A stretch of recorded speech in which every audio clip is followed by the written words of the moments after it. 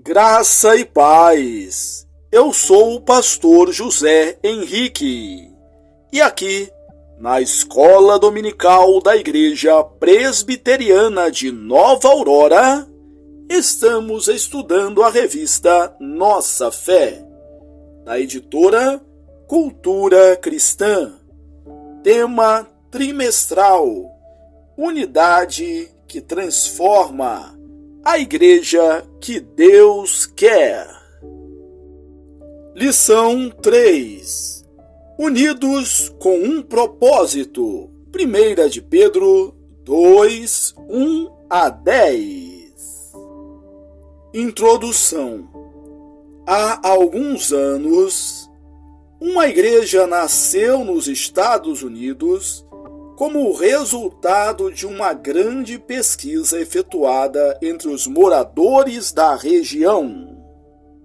Os pesquisadores tinham ido de casa em casa, perguntando às pessoas como elas gostariam que fosse a igreja.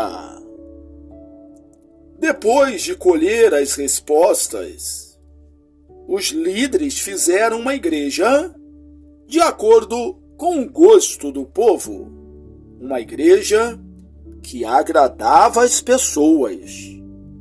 Será isso correto? Tópico 1. A missão.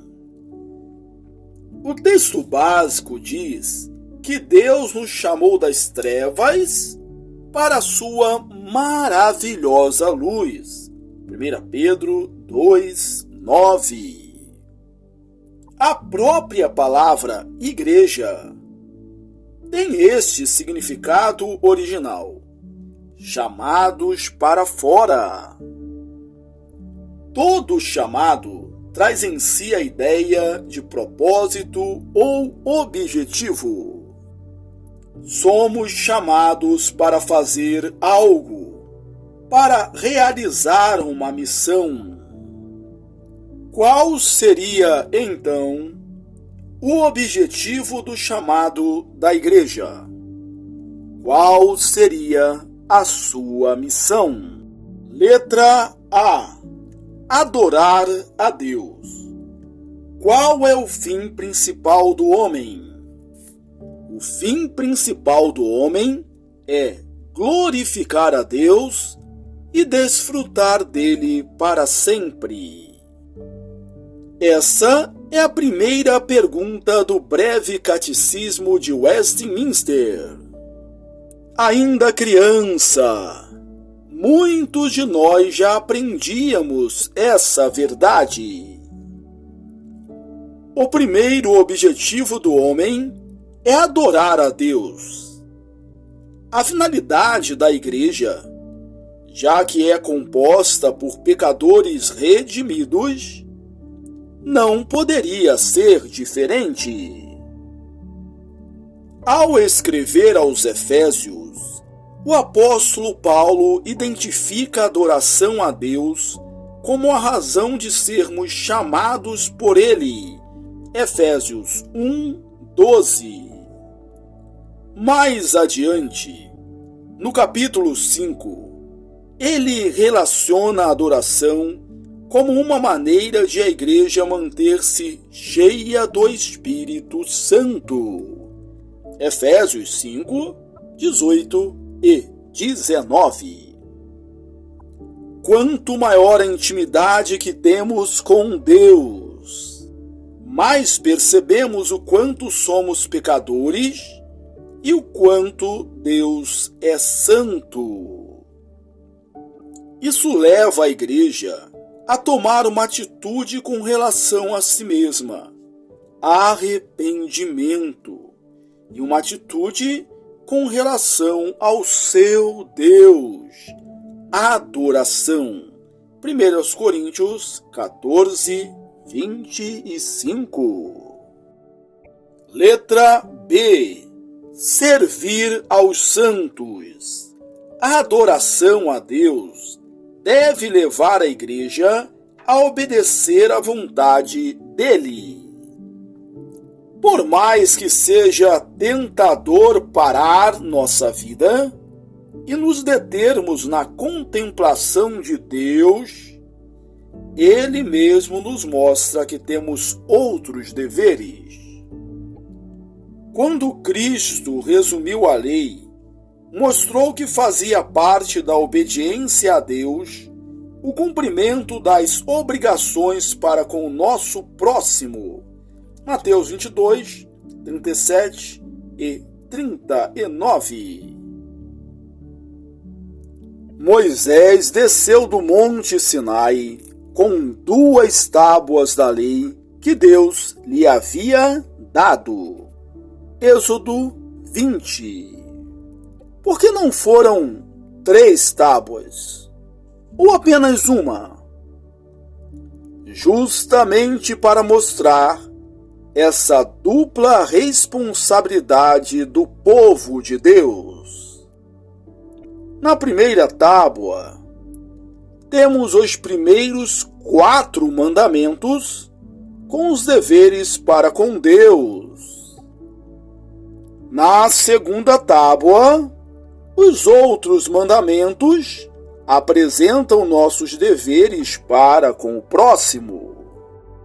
Letra C. Testemunhar ao mundo.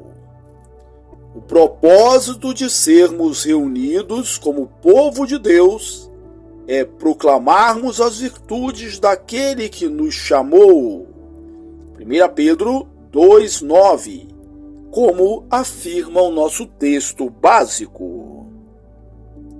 Quanto ao papel da igreja no mundo, mais precisamente em relação ao incrédulo, podemos destacar 2 aspectos. Testemunho. O livro de Atos mostra a importância do testemunho como instrumento de pregação do Evangelho.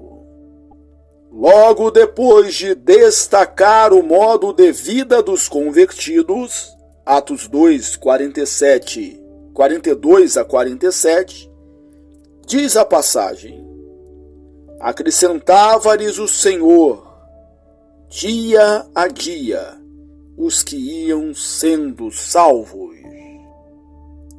O que o mundo via na igreja para querer se aproximar dela?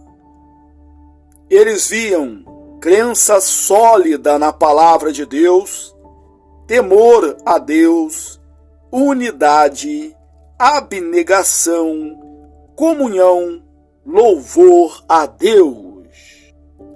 Todas estas coisas juntas formam a melhor definição de testemunho.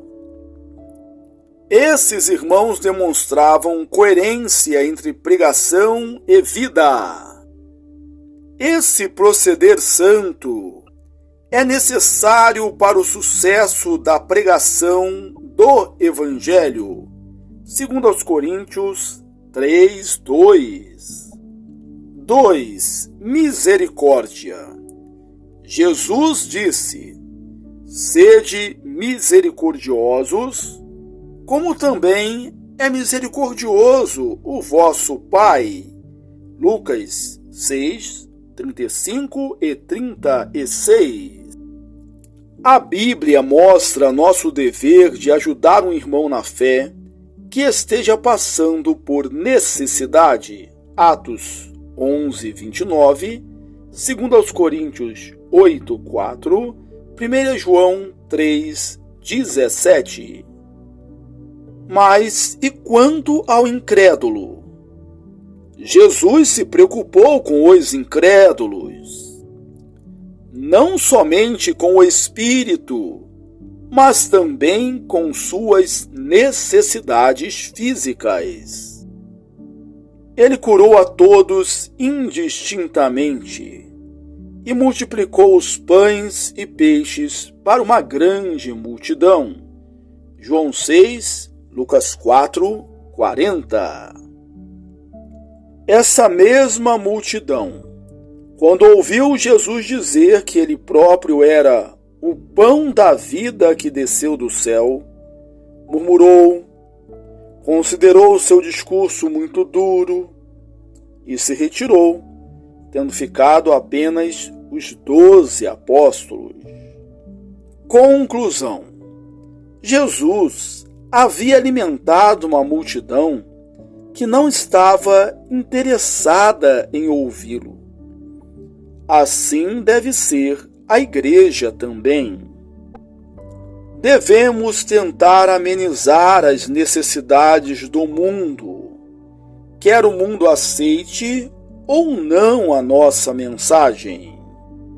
Logo, não podemos usar a obra social, o ministério de misericórdia, com a finalidade de encher a igreja.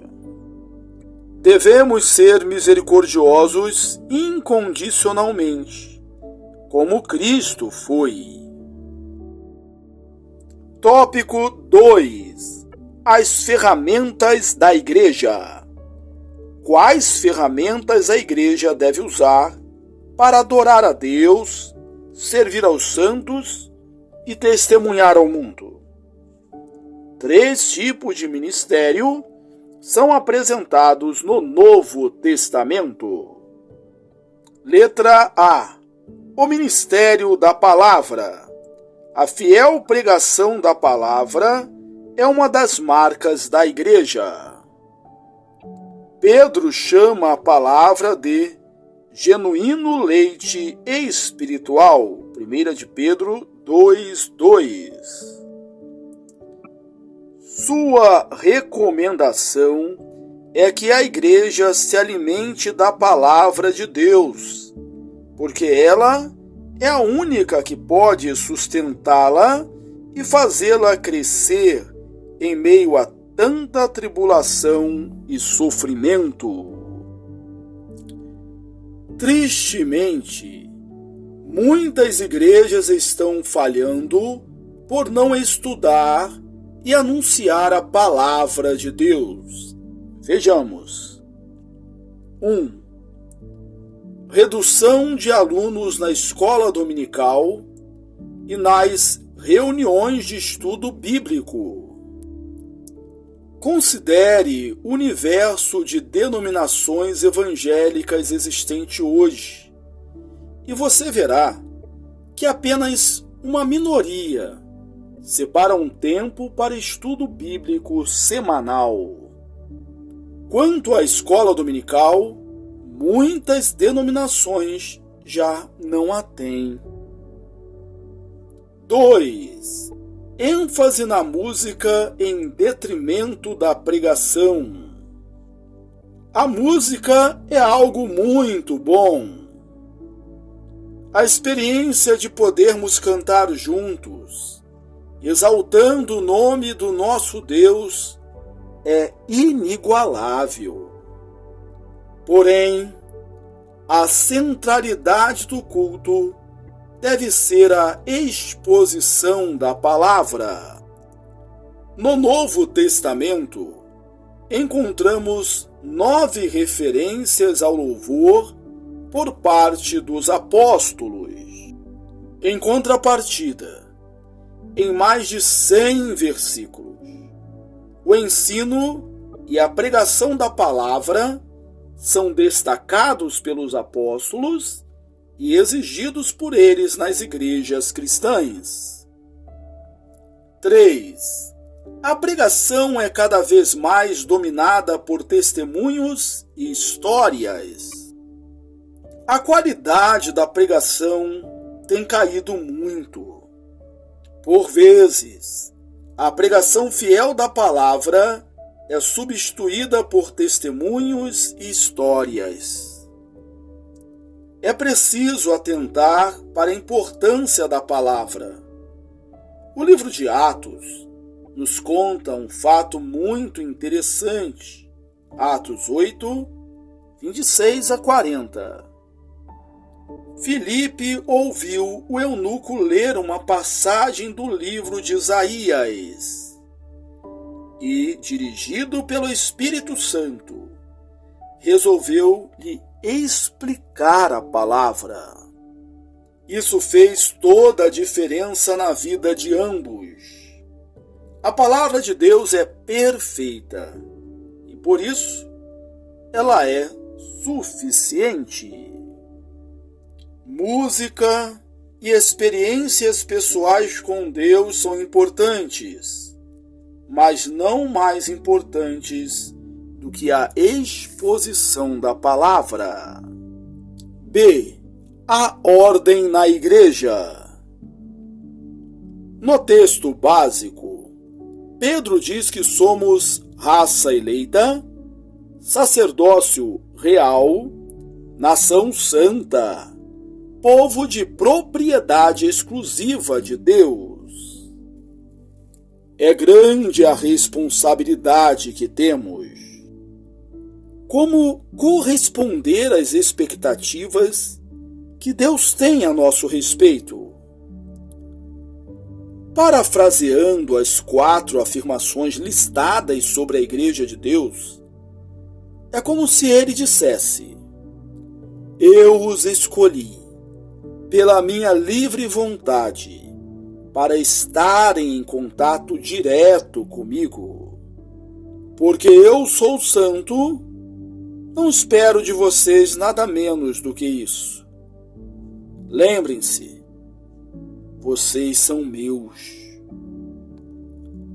Deus só queria que eles fossem santos porque os havia escolhido.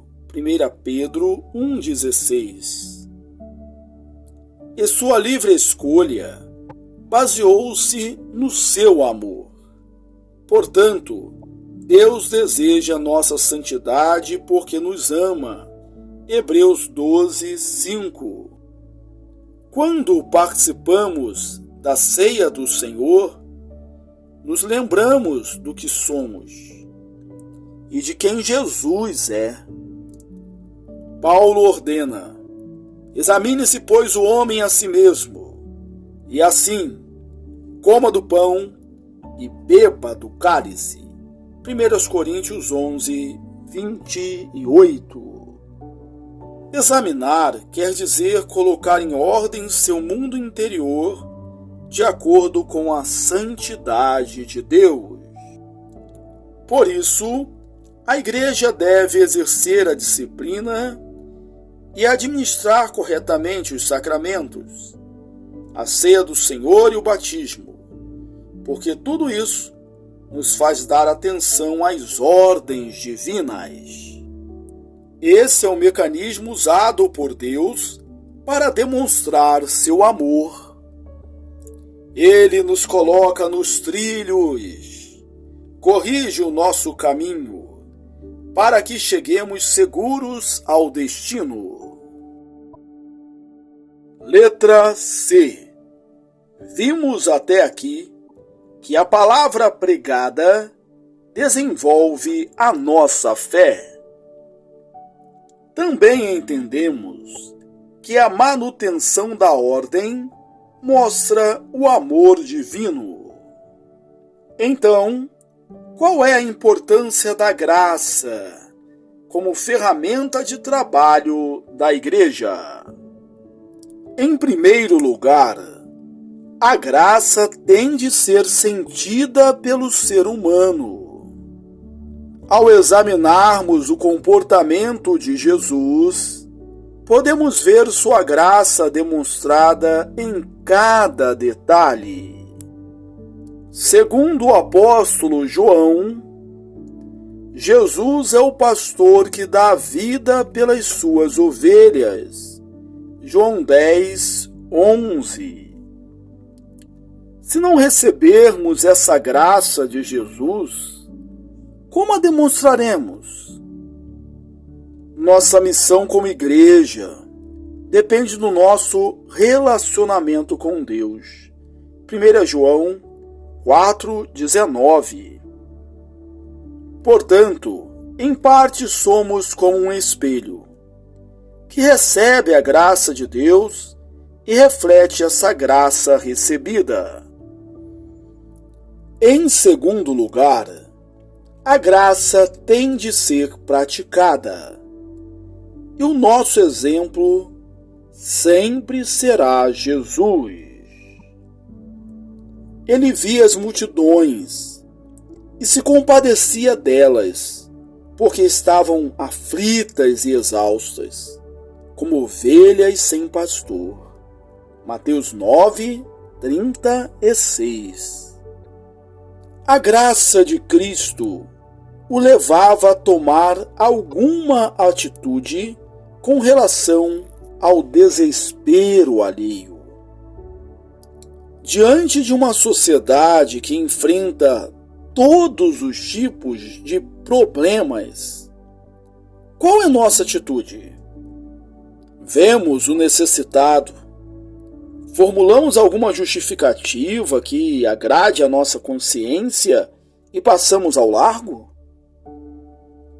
Jesus, certa vez, contou a parábola do bom samaritano justamente com este fim: ensinar sobre a graça que deve existir entre nós e o nosso próximo.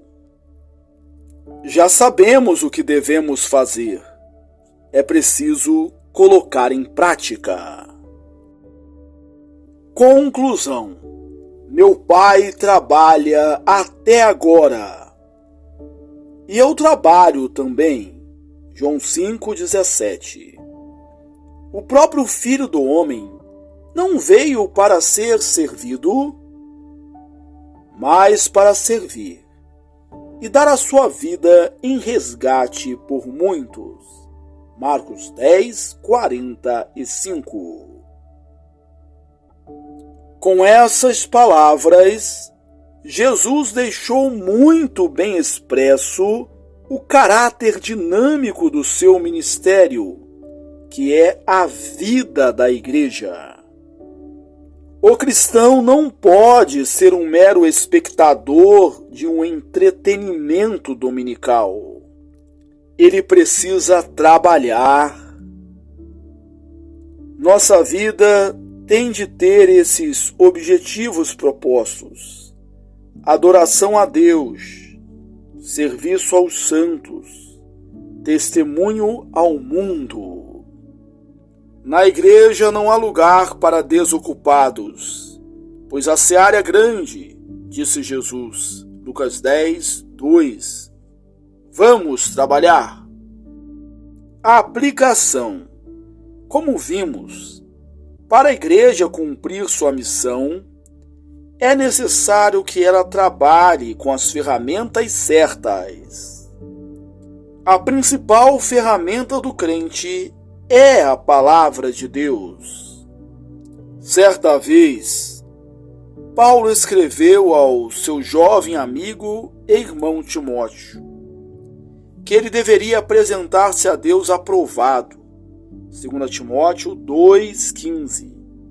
Procure aprender a manejar bem a palavra da verdade. Concluímos a leitura da lição 3, unidos com um propósito. 1 de Pedro 2, 1 a 10. Que bom que você chegou até aqui. Deus te abençoe ricamente.